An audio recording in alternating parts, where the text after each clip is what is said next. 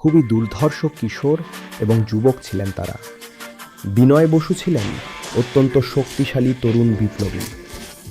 তার সঙ্গেই অমর বাদল গুপ্ত ও দীনেশ গুপ্ত। Battle of the বারান্দা, কলকাতার রাইটার্স বিল্ডিংয়ে এই তিন তরুণ বিপ্লবী ঢুকে পড়েছিলেন। সেখানে আইজি সিম্পসন ছিলেন। ভারতীয়দের এবং জেলেবন্দি বিপ্লবীদের ওপর অত্যন্ত নিষ্ঠুরভাবে দমন পীড়ন চালাতেন।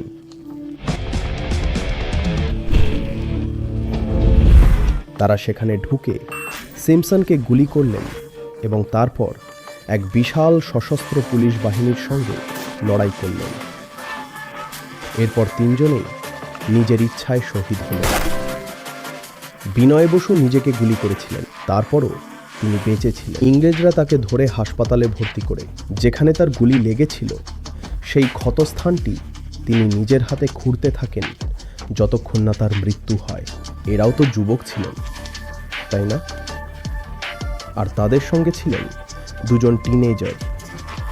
মাত্র 18 বছরের ছেলে ছিলেন বাদল গুপ্ত ও দীনেশ গুপ্ত। 18 বছর, ক্লাস 12-এর একটা ছেলে। আমাদের আজকের কিশোররা কেন এদের কথা জানে না?